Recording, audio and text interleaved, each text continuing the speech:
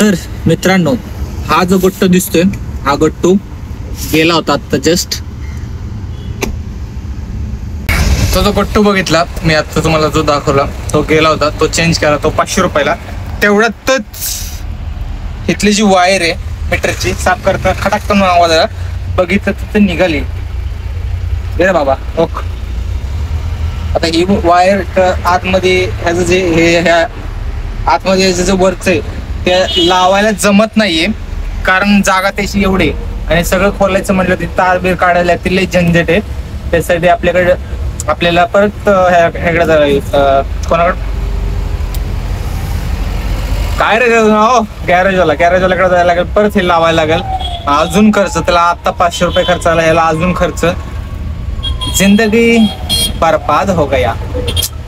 खर्च निघते रे. लय ऑप्शन आहे. आता हे चालू केलं तर फक्त मीटर 6 किलो लागणार.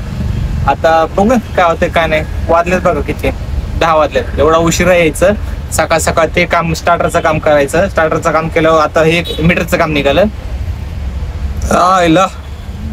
अवघड आहे. सुरुवात अशी झाली म्हटल्यावर शेवट कसं होणार बघा. मला माहित नाही काय होणार काय नाही. चला आपण आता आहोत कुठे, इथे कुठे आहे, फोकसिंगच नाही याला, मज्जाच नाही. नवीन असते तेव्हा क्वालिटी, जसं जसं जुनं होतं ना तेव्हा क्वालिटी दाखवावं लागते, काय हरकत नाही. तर टोटल आपली आत्तापर्यंत 700 रुपये झालं, जे की ओलाला एकच ऑर्डर मारली आणि डायरेक्ट हेलिकॉप्टर शॉट मारला त्यांनी केवळेला. पहिलं रॅपिडोची ऑर्डर पडली पहिली, दुसरी रॅपिडो, दोन्ही मिळून 172 काहीतरी. आणि ओलाची तिसरी ऑर्डर पडली कॉन्वेतनं ह्याला केवळेला. पण मध्येच निम्म्या रस्त्यात गेलो, कस्टमरचं म्हणणं असं होतं की त्यांची काही मीटिंग होत्या त्या कॅन्सल झाल्या, त्यामुळे त्यांना परत येऊन त्यांच्या घरी कॉन्वेत सोडलं मी. आणि मग तिथनं म्हणलं बघू किती वाजले, तर 1:04 आत्ता झाले, म्हणजे अर्धा तासापूर्वी त्यांना 12:30ला सोडलं. मग म्हणलं चला तर जेवून घेऊया. मग इथं जर सोसायटी वगैरे चांगली आहे, झाडं बिडं आहेत, म्हणलं रिकामा रस्ता आहे, म्हणलं मस्त जेवून घेऊया. जेवण झालं मग टेक घेऊया म्हणलं, टेक घेतला आता तर चांगला झटका. आणि जर केवळेला असतो आता आपण तर पडली असते एखादी शनिवार. आज तिथं गेलो जेवणच होतो, तिथं काय जेवायचं होतं. तिथं जेवण झाल्यानंतर मस्त एखादी मोठी ऑर्डर पडली असते असा अंदाज आहे, माहीत नाही. आता जस्ट चालू नाही केलेलं, आता चालू करायचंय. तर टोटल 700 रुपये झाले, जे की खूप चांगली गोष्ट आहे. आता बघूया पुढचे 700-800 रुपये कसे होतात कसे नाही. 1-5-4 वाजेपर्यंत काम करायचं, 4-5 जास्त संध्याकाळपर्यंत नाही काम करायचं. आज झटका आलाय, चांगली गोष्ट आहे. असेच झटके रोज व्हावे, चांगले ऑर्डर पडावे. ते आपलं काय स्टार्टरचं कामाचं ते त्याचे पैसे वसूल झाले म्हणायचे. ते झटक्यात कष्ट केले, असं काही फुकट नाही भेटलं. झटका आलाय 4 तास काही फुकट नाही भेटलं, पण कधीच्या काळात एवढी मोठी ऑर्डर पडली. असेच रोज ऑर्डर पडावे, दिवसातनं 3-4 ऑर्डर पडले बाद झाली, 2000 घरी. आणि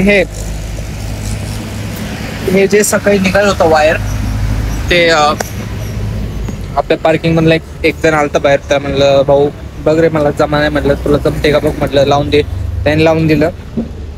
बऱ्याच वेळा तिथं मदत मागत असतं लोकांना, कधी पंक्चर झालं काय झालं, लोक लावून देतात, करतात. आपल्यापेक्षा जुनी लोक आहेत तिथं. मी काय नवीनच आहे, 3 वर्ष झालेत, लय काय पुराणा खिलाडी नाही.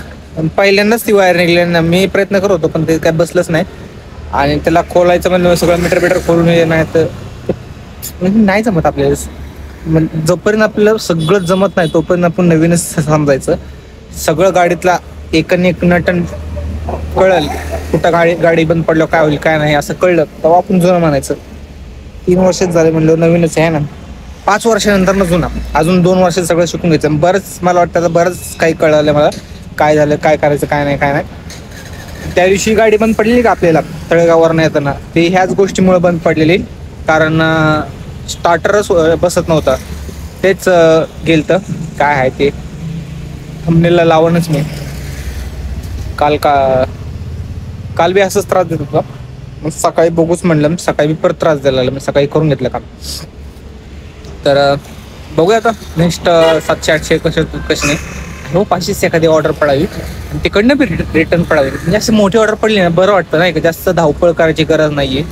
मोठे ऑर्डर परवडतात, पण नाही पडत मोठे ऑर्डर. हे चुकून माकून बसलेली आहे, जे की देव पावलं म्हणायचं. बाकी पुढची ऑर्डर काय माहीत नाही. पण आता विषय असं आहे की दुपार झाली, त्यामुळं जी ऑर्डर पडेल ती ऑर्डर उचलायला लागेल. पण मिनिमम 100ची तरी पाहिजे, त्याशिवाय मजा नाही. कारण 800 करायच्यात म्हणले 8 आणि 8 16, 50-50 करत बसलो, 16 ऑर्डर मारला लागेल. त्यापेक्षा 100-100च्या 8 ऑर्डर मारले की होऊन जाईल ना. त्यामुळं जिकडं पडेल तिकडे जायचं, पण 8 ऑर्डर मारायच्या अजून 100-100च्या, म्हणजे 800 रुपये घालव घरीच द्यायला मोकळा. आपल्या 1,500चा टार्गेट आहे. त्यात तुम्हाला माहिती आहे 300 रुपये CNG, 200 रुपये मेंटेनन्स आणि 1000 रुपये आपले रोजगार. 200 रुपये दिहाडी काढलीच पाहिजे रोज, नाही तर पुढे जाऊन अवघड होईल. आणि सर्व्हिसिंग मला उद्या करायचं आहे, पण पैसे नाही आहेत. त्यामुळं ठीक आहे, बघूया. 2-4 दिवस लांबलं तरी काही फरक पडत नाही. 1-2 दिवस तिकडे तिकडे चालतं. आता पैसेच नाही तर काय करणार माणूस. चला करूया काहीतरी कामधंदा. कंबरची फार वाट लागली. बॅक टू बॅक ऑर्डर पडत होते जेवणानंतर. आत्ता वाजलं बघा किती, 4:54. आपण भारतीला होतो, तिथं एक जण भेटला. मला चला स्टेशनला गेलो. तिकडनं एक जण भेटला मीटरने. स्कूलला जायचं होतं, शाळा सुटली होती. परत त्याला तिकडं सोडायचं होतं, तिथनं पिकअप केलेलं. 7 वाजता चौकात नाही गेलं आहे ती. आणि तिकडनं कॅम्पात जायचं होतं, जे की 60 रुपये, 120 रुपये झाले दिवस पावलं. चला हे करत आलो स्वारगेटला. तर CNG पंप म्हणतात थोडंसं कमी आहे. रोज बघतोय तर हे जे CNG पंप आहे इथलं स्वारगेटच्या अलीकडचं 7 लोक चौकातलं, एवढी लाईन असते की पार 7 लोक चौकापर्यंत, म्हणजे 7 लोक चौकाकडनं स्वारगेटला जाताना असं आहे. तर हे जे पंप आहे ते 7 लोक चौकापर्यंत नंबर असतात. आणि आज असं आहे की आत्ताच जस्ट आलोय आणि पंपाच्या आतमध्ये. म्हटलं देव पावलाय, एवढं जर कमी असेल तर CNG भरून घ्यायला काय हरकत नाही आहे. म्हटलं एक कांडी आहे, म्हटलं भरून घ्या, घरी जाऊन लावून टाका. तर आत्तापर्यंत टोटल आपले मला वाटतं 1.5 झाले असतील. तर टोटल काय असेल मी मेन्शन करतो वरती. तर आजचा हा ब्लॉग आपण इथंच सेंड करूया आणि भेटूया उद्या नवीन ब्लॉगमध्ये. चलो बाय.